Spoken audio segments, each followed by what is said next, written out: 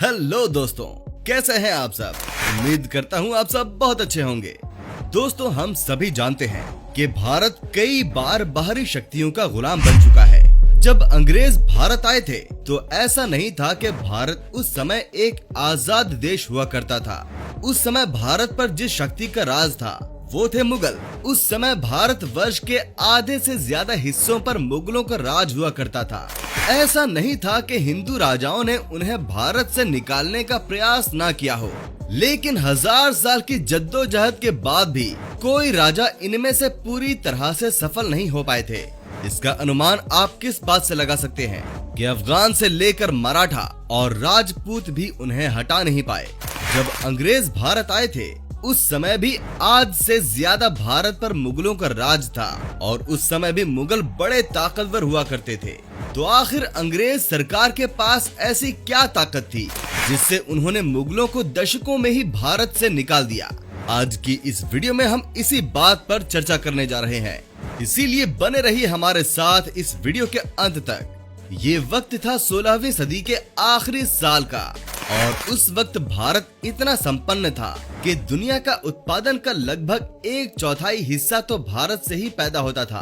और कहीं न कहीं ये कारण था कि पूरी दुनिया भारत को बड़े गौर से देख रही थी। उस वक्त ही भारत को सोने की चिड़िया भी कहा जाता था। उस वक्त दिल्ली के तख्त पर महान अकबर का शासन हुआ करता था और कहा यह भी जाता है कि अकबर अपने दौर में सबसे दौलतमंद बादशाह हुआ करते थे। लेकिन उसी दौर अंग्रेजों के देश ब्रिटेन में गृह युद्ध का माहौल चल रहा था। महारानी एलिजाबेथ प्रथम के शासन के दौरान ब्रिटेन की मुख्य इकोनॉमी कृषि पर निर्भर करती थी, लेकिन युद्ध और बर्बादी के दौरान इस वक्त ब्रिटेन दुनिया के उत्पादन का कुल 3 से 4% उत्पादन कर पा रहा था। उसी दौर में पुर्तगाल, स्पेन और ब्रिटेन को पावर स्ट्रगल में काफी पीछे छोड़ चुके थे और माहौल ये था कि ब्रिटेन के लुटेरे नावी पुर्तगाल जहाज को लूट कर किसी तरह अपना काम चलाकर खुश हो जाया करते थे। उसी समय एक बार एक ब्रिटिश नाविक भारत की ओर बढ़े और उन्होंने पाया भारत का बेशुमार सौंदर्य और संपन्नता। इसे देखकर उनके होश उड़ गए। जिस समय ब्रिटेन के पास आधे से ज्यादा जनता को खाना खिलाने तक के कोष नहीं थे, उसी समय उन्होंने पाया कि भारत में एक भी गरीब मौजूद नहीं था और न ही कोई भूखा सोया करता था। इसी के चलते सन 1600 में 2 ब्रिटिश व्यापारी भारत में आकर व्यापार करना शुरू करना चाहते थे, जिसके लिए उन्होंने एक कंपनी का निर्माण किया और उसका नाम रखा गया ईस्ट इंडिया कंपनी। भारत के इतिहास से जुड़े लोग शायद ही इस नाम को न जानते हों। यही वो कंपनी थी जिसके चलते अंग्रेजों ने भारत पर पूरी तरह कब्जा किया। इस कंपनी को वहाँ की महारानी एलिजाबेथ का भी सपोर्ट था। इसी के दौरान अकबर की मौत के बाद जहांगीर को दिल्ली का तख्त सौंप दिया गया और जहांगीर मुगल राज के नए मुगलिया बादशाह बन गए। इसी के दौरान कैप्टन विलियम हॉकिंग भारत के सूरत शहर में आकर ईस्ट इंडिया कंपनी का निर्माण करते हैं। इसी के लिए उन्होंने जहांगीर से इजाजत लेनी थी, जिसके चलते कैप्टन हॉकिंग व्यापारी कपड़े पहनकर जहांगीर के दरबार में पहुंचे। वो अपने साथ बहुत ही खूबसूरत और महंगे उपहार भी लेकर आए, लेकिन उस समय भारत में डच और पुर्तगाल व्यापार किया करते थे, जिसके दबाव में आकर जहांगीर ये प्रस्ताव ठुकरा देते हैं। कैप्टन हॉकिंग ने पहले ही जहांगीर को बहुत अच्छे और फायदेमंद प्रस्ताव दिए, लेकिन प्रस्ताव ठुकराने के बाद भी हॉकिंग लगातार उन प्रस्तावों में और कुछ नया जोड़कर बादशाह को भेजते रहे, जिसके चलते जहांगीर ने अंत में प्रस्ताव स्वीकार कर लिया और ईस्ट इंडिया कंपनी को सूरत, मुंबई, पटना और मद्रास जैसी जगहों पर अपनी फैक्ट्रियां स्थापित करने की इजाजत दे दी। इन फैक्ट्रियों ने लगभग सबको आकर्षित करना शुरू कर दिया था। कई भारतीय व्यापारियों ने भी इन फैक्ट्रियों से जुड़ना शुरू कर दिया। अपने व्यापार को फैलता हुआ देख अंग्रेजों का लालच और बढ़ जाता है और वो सत्ता को ही हथियाने के लिए मुगलों के खिलाफ 1686 में एक जंग छेड़ दी, जिसमें उन्हें मुगलों से करारी हार का सामना करना पड़ता है। और शायद यही हार थी कि अंग्रेजों का दिमाग खुल गया।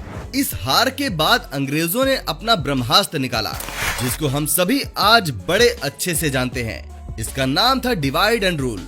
हार के बाद अंग्रेजों ने औरंगजेब से माफी मांगी और ऐसी हरकत ना करने का वादा भी किया और माफी के बाद वो अपना काम फिर से पहले जैसे करने लगे। और उनसे भी वो आखिरी शासक थे जिन्होंने दिल्ली के तख्त पर राज किया, जिसके बाद अंग्रेज लगातार मुगल शासकों में फूट डाल रहे थे, जिस वजह से मुगल शासक आपस में ही लड़ने लगे और सल्तनत के बादशाह बनने की लालच में डूबते गए।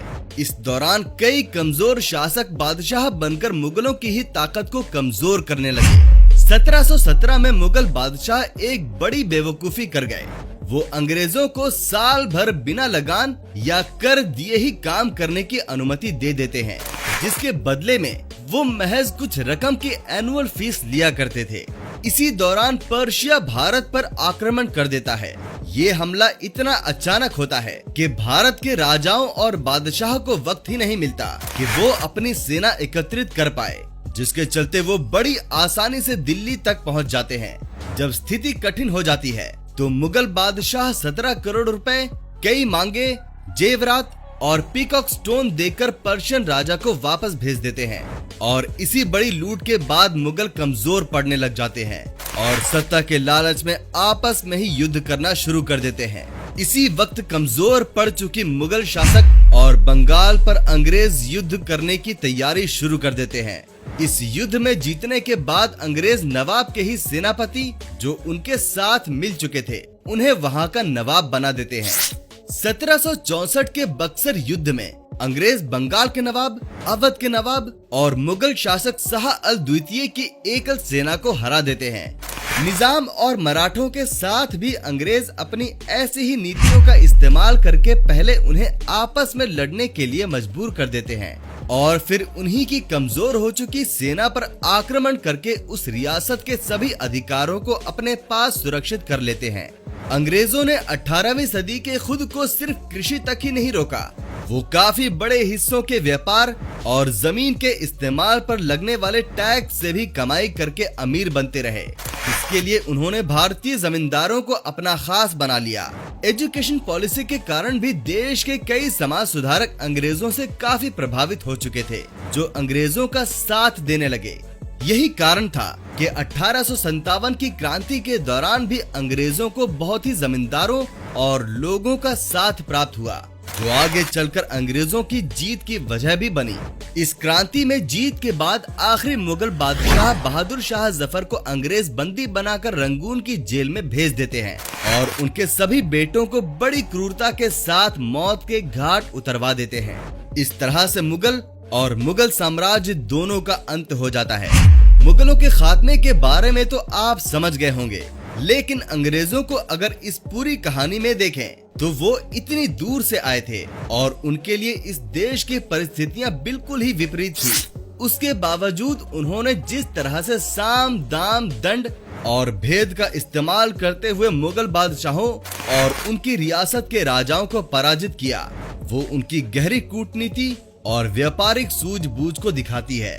तो इस तरह अंग्रेजों ने भारत पर पूरी तरह से कब्जा कर लिया था, जो 1947 में आकर खत्म हुआ।